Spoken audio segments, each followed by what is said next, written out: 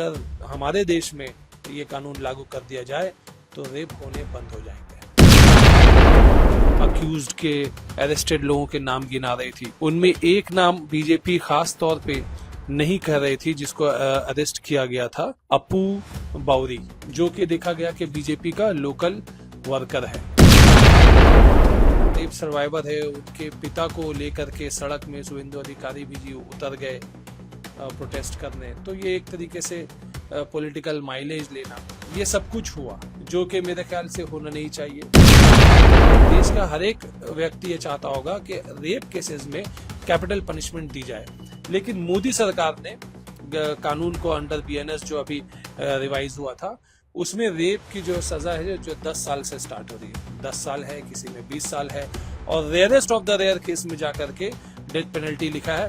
और वो भी अगर आरजी कार के मैटर को रेयरेस्ट ऑफ रेयर केस में डिफाइन नहीं किया जा रहा है तो किस में किया जाएगा। दुर्गापुर रेप केस मामले में एक नया मोड़ आ रहा है, जिसमें बताया जा रहा है कि जो पीड़िता है वो अपने सहपाठी के साथ जंगल में कुछ प्राइवेट मोमेंट पास करने के लिए गई थी, और ऐसे में ही कुछ और लोग आ जाते हैं, कुछ जिसका नाम आरोपी के लिस्ट में दर्ज किया गया है, और ये अपने मन से ही वहां पे जाती है। आज हमारे साथ मौजूद है हाईकोर्ट के एडवोकेट तौसीफ अहमद खान, उनसे बातचीत करेंगे दुर्गापुर रेप कांड के बारे में। जी तौसीफ जी, सबसे पहला जो सवाल है, जिस प्रकार से ये नया मोड़ आ रहा है, इस पे आपकी क्या कुछ प्रतिक्रिया हो? देखिए, आसनसोल पुलिस ने कल इस बात पे लेके प्रेस कॉन्फ्रेंस भी किया है कि जो साइंटिफिक और टेक्निकल एविडेंस है उसके बेसिस पे ये बात साबित होता है कि एक व्यक्ति अब तक जो है सेक्सुअल असॉल्ट का उसने किया है, और बाकी उसके अलावा और 5 लोग भी गिरफ्तार हुए हैं। तो बाकी लोगों का क्या स्पेसिफिक रोल है वो पुलिस इस पे इन्वेस्टिगेट कर रही है। तो ये बात तो क्लियर है कि जिस तरीके से मीडिया में या बीजेपी ने जिस तरीके से सड़क में उतर करके बातें फैलाई, ये बात अब जो है समझ में आ रहा है इन्वेस्टिगेशन द्वारा कि सही नहीं है। गैंगरेप का ये केस समझ में नहीं आ रहा है। खैर, जो भी है ये एक बहुत ही हीनस क्राइम है, चाहे ये कोई एक व्यक्ति रेप करे या गैंगरेप हो।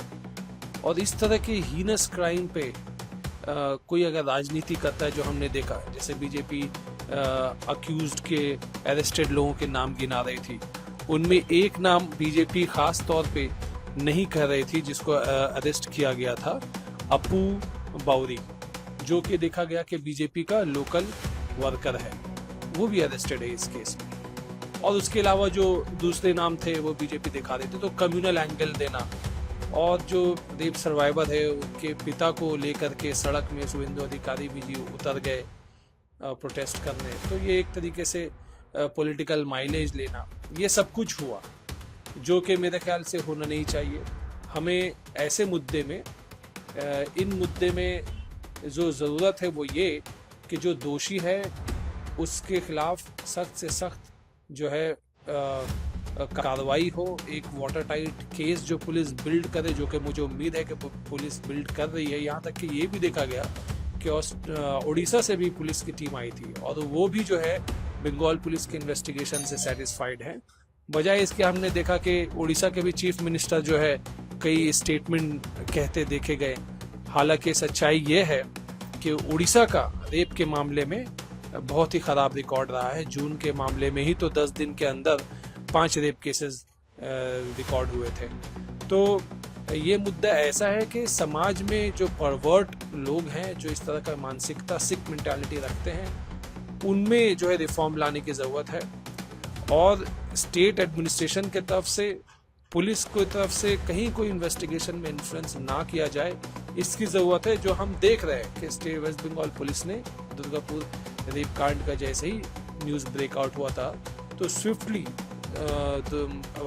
बंगाल पुलिस ने पहले ही दिन 4 अरेस्ट किए थे, 3 को अरेस्ट किया था, 1 को डिटेन किया था, अगले दिन जाकर के एक और अरेस्ट किया, और अब रिसेंटली कल परसों में ही एक और अरेस्ट किया गया है। तो मामला इन्वेस्टिगेशन में है, और ये जो है इसकी जो है और इस पे सफाई सामने आ जाएगी।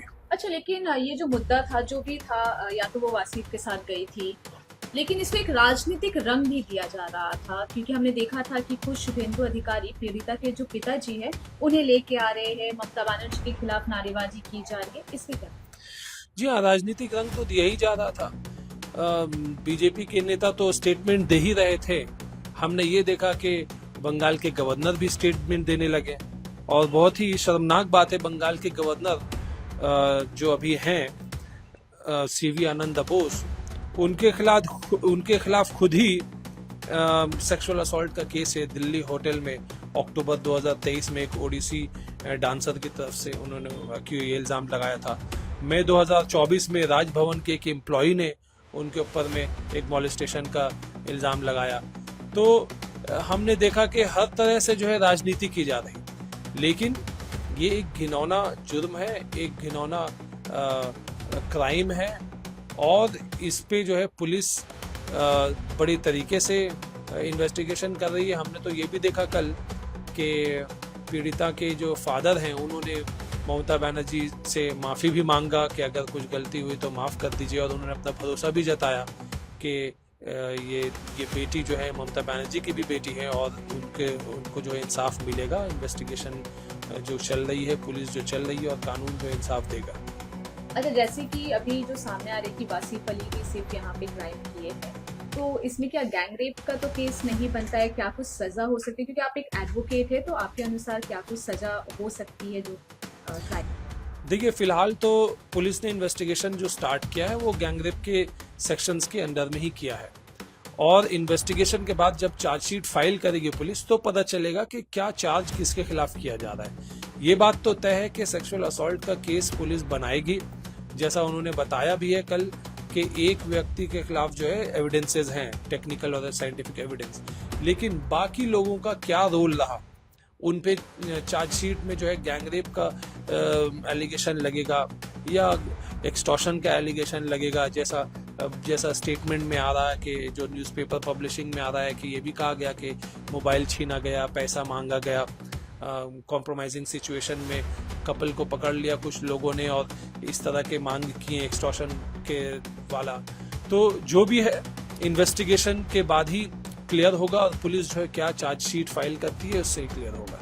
टीएमसी के तरफ से ममता सरकार ने जो है अपराजिता बिल भी लाने की कोशिश की थी, जिसे अभी तक पास नहीं किया गया है। आपको क्या लगता है कि ये सब केसेस में, स्पेशली रेप केसेस में, क्या कुछ सजा होनी चाहिए या क्या कुछ स्ट्रिक्टली पनिश करना चाहिए? देखिए, मेरी ये व्यक्तिगत राय है कि जहाँ पे कन्विक्शन होता है, जहाँ पे कोर्ट में प्रमाण हो जाता है कि कोई रेप कर रहा है, तो उसको जो है कैपिटल पनिशमेंट भी जो है ऑप्शन रहना चाहिए कानून के अंदर में, जो आज के डेट में नहीं है।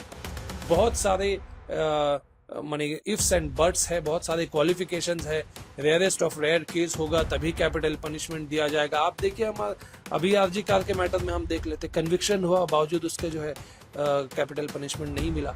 और ममता बनर्जी ये चाहती है, बंगाल की आवाम ये चाहती है, और मैं भी ये चाहता हूँ, और मेरी सोच ये है कि शायद देश का हर एक व्यक्ति ये चाहता होगा कि रेप केसेस में कैपिटल पनिशमेंट दी जाए। लेकिन मोदी सरकार ने कानून को अंडर बीएनएस जो अभी रिवाइज हुआ था, उसमें रेप की जो सजा है जो 10 साल से स्टार्ट हो रही है, 10 साल है, किसी में 20 साल है, और rarest of the rare case में जाकर के डेथ पेनल्टी लिखा है। और वो भी अगर आरजी कार के मैटर को रेयरेस्ट ऑफ रेयर केस में डिफाइन नहीं किया जा रहा है तो किस में किया जाएगा? ये काफी जो है इसमें एम्बिग्विटी है। मुझे तो लगता है कि अपराजिता बिल जो ममता बनर्जी ने बंगाल असेंबली में पास किया है, उसको जो है उसका विरोध नहीं करना चाहिए बीजेपी को, और ऐसा कानून जो है हर स्टेट अडॉप्ट करे, बल्कि पार्लियामेंट से ऐसा कानून पास होना चाहिए। अच्छा, पीड़िता ने वासिफ अली के खिलाफ पहले स्टेटमेंट क्यों नहीं दिया, क्या लगता है? देखिए, जो रिपोर्ट्स जो आ रहे हैं, जो आर्टिकल्स पब्लिश हो रहे हैं, वो ये कह रहे हैं कि शायद इस स्टोरी को दबाने के लिए, अपने पर्सनल इंटरेस्ट की वजह से इस तरह से स्टोरी को स्पिन किया गया। लेकिन ये सारे जो है एक कंजेक्चर्स हैं, इनको जो है सच्चाई क्या है ये तो इन्वेस्टिगेशन के बाद ही पता चलेगा, क्योंकि ये बहुत ही सीरियस मैटर है। मेरे ख्याल में पुलिस के इन्वेस्टिगेशन कंप्लीट होने तक, पुलिस को सारे सबूत इकट्ठे होने तक जो है इस पे जितना कम बोला जाए वही बेहतर होगा। 3 डीएनए और फॉरेंसिक रिपोर्ट्स के बाद सच जो है वो सामने आया। क्या पुलिस ने जानबूझकर केस को भटकाया? नहीं, हम पुलिस पे हम क्यों इल्जाम लगाएं? अब जब वो अगर जैसे अगर कोई चाहे कि जो अक्सर होता है कि बीजेपी डिमांड कर देती है, अपोजिशन डिमांड कर दी है सीबीआई केस को जांच सौंप दीजिए, दे दीजिए सीबीआई को जांच, अगर आपको वेस्ट बंगाल पुलिस के जांच से संतुष्ट नहीं है। लेकिन हमने देखा कि पीड़िता के फादर ने खुद ही कहा कि नहीं, उन्हें भरोसा है ममता बनर्जी पे। अगर वो चाहेंगे, अगर कोर्ट चाहेगा सीबीआई को केस देना, दे दे भाई। आरजी कार में क्या हुआ? आरजी कार के केस में सीबीआई को इन्वेस्टिगेशन सौंप दिया गया। कैलकाटा पुलिस ने सारे अपने सबूत जो इकट्ठी किए थे वो सीबीआई को दिखाए, और सीबीआई ने भी फिर वही बात को कह दिया कि कोलकाता पुलिस का इन्वेस्टिगेशन सही है, और इस केस में भी शायद वैसा ही हो। दुर्गापुर रेप केस एक सस्पेंस फिल्म जैसा बन गया है। क्या अभी भी कुछ छुपा हुआ है? क्या सच बाकी है? क्या लगता है? नहीं, ये एक नजरिया आपका सही है कि अब ये क्योंकि इस मुद्दे में ऐसा एक मोड़ आया तो एक सस्पेंस की तरह हो ही गया है। तो सब कुछ डिपेंड करता है कि इन्वेस्टिगेशन में क्या सामने आ रहा है खुल करके, क्योंकि एक निर्दोष को भी जो है सजा नहीं मिलनी चाहिए, ये भी जिम्मेदारी है समाज का, और जो दोषी है उसके खिलाफ जो है सख्त से सख्त कार्रवाई होनी चाहिए। तो इसका सारा दारोमदार जो है इन्वेस्टिगेशन पे है, और हम उम्मीद करेंगे कि पुलिस जो है अपनी इन्वेस्टिगेशन बहुत जल्द कंक्लूड करेगी। कल ही उन्होंने प्रेस कॉन्फ्रेंस में बताया कि इन्वेस्टिगेशन ऑनगोइंग है। एक तो बात तय है कि एक का इन्वॉल्वमेंट है सेक्सुअल असॉल्ट में, लेकिन बाकी लोगों का क्या रोल है इस पे जो है अभी क्लैरिटी आना बाकी है। जिस प्रकार से इस घटना ने नया मोड़ लिया है, क्या लगता है कि शुभेंदु अधिकारी या तो जो सीपीआईएम के बहुत सारे लीडर्स भी इस घटना पे रैली कर रहे थे, प्रोटेस्ट कर रहे थे, बयानबाजी दे रहे थे, तो उनके मुंह पे तमाचा है? जी हाँ, ये उनके मुंह पे तमाचा है। बीजेपी एक शर्मनाक तरीके से बंगाल में मुद्दा बनाना चाहती है, और अगर उन्हें पॉलिटिक्स करना है करे, मुद्दा बनाना है बनाए, लेकिन इस तरह के संवेदनशील मैटर्स में जो कि सोसाइटी में एक मेनेस है, इस तरह के मैटर्स में जो है पॉलिटिक्स करना मेरे नजर में उचित नहीं है। जिस प्रकार से आपने पहले सवाल में कहा था कि ओडिशा में भी बहुत सारे रेप केसेस की घटना जो है मतलब कंप्लेंट जो है दर्ज की गई है, ओडिशा ठीक है हो गई, लेकिन वेस्ट बंगाल में भी तो रेप केसेस जो है बहुत ज्यादा देखने को मिल रहे हैं। तो इससे क्या लगता है कि आप बंगाल के जो रेप केसेस है उससे आप दरकिनार कर रहे हैं, क्योंकि बंगाल में भी तो ये चीजें हो रही है? नहीं, दरकिनार नहीं कर रहे हम तो, बल्कि बंगाल में ममता बनर्जी ने ये मांग किया है पराजिता बिल ला करके कि रेपिस्ट को जो है फांसी की सजा हो। हम जो है पुलिस को जो कार्रवाई करनी है कैंपसेस में जो होने चाहिए, जो प्रिकॉशंस जो लेना चाहिए, उस पे एडमिनिस्ट्रेशन ने जोर डाला है। सीसीटीवी होना चाहिए या कुछ रेगुलेशंस होना चाहिए, सेफ्टी प्रिकॉशंस कौन आ रहा है, कौन जा रहा है इंस्टीट्यूशंस में, इस एडिक्वेट सिक्योरिटी गार्ड्स होना चाहिए। ये सारे चीज जो है जो कदम उठाने चाहिए प्रिकॉशंस के तौर पे, एडमिनिस्ट्रेशन वो कदम उठा रही है। लेकिन एटलीस्ट हमने जो, जैसे उत्तर प्रदेश का मैं आपको एग्जांपल दूं, हाथरस में क्या हुआ कि रातों रात शव को जला दिया। रेप की जो पीड़िता थी उनके शव को जला दिया, क्योंकि वो दलित समाज से आती है, क्योंकि वो मुद्दा बढ़ जाएगा, एविडेंस को खत्म कर दिया, सबूत को मिटा दिया। इस तरह के घिनौना हरकत बीजेपी शासित सरकार में होती है, राज्य में होती है। एटलीस्ट ममता बनर्जी के राज्य में ये सब नहीं होता। ममता बनर्जी के राज्य में हमने देखा है कि पुलिस जो है इस तरह में कोई कोताही नहीं करती इस तरह के मैटर्स में, और उसका सबूत दुर्गापुर के मैटर में भी यही है कि सारे लोग अरेस्टेड है। ये जो तालिबान में हमने देखा है बहुत स्ट्रिक्टली पनिशमेंट दिया जा रहा है, ऐसा भी तो हो सकता है कि इंडिया में भी बदली रूल्स लागू? देखिए, पर्सनली मैं फील करता हूँ, बहुत लोग जो हैं इससे मेरे बात से इत्तेफाक नहीं रखेंगे, लेकिन पर्सनली मैं फील करता हूँ कि जहाँ पे भी कन्विक्शन हो जाता है, कोई शक नहीं होता, अगर कंक्लूसिवली सबूत के साथ केस ये तय हो जाता है कि दोषी है कोई रेप का, तो उसे कैपिटल पनिशमेंट तो दिया ही जाए, लेकिन पब्लिकली दिया जाए, ताकि ये जो डेटरेंस है समाज में, लोगों में डर और भय नहीं रहा कि भाई रेप करेंगे तो उनके मालूम है ज्यादा से ज्यादा 10 साल का सजा है, रेप करेंगे तो भाई अगर कोई पॉलिटिकल पार्टी जैसे बीजेपी जो है कम्युनल एंगल दे देगी, तो केसेस को हल्का कर दिया जाता है। अगर मेरी ये राय है कि अगर जैसे पब्लिक एग्जीक्यूशन होता है तालिबानी स्टाइल। हालांकि मैं तालिबान का सपोर्ट नहीं करता, बीजेपी गवर्नमेंट जो है तालिबान को आज बिठा करके यहाँ पे चाय पिला रही है, बिरयानी खिला रही है, लेकिन तालिबान को तो एक टेररिस्ट ग्रुप की तरह मैं भी मानता हूँ। लेकिन क्योंकि उनका जो है विमेन इक्वल राइट्स नहीं है,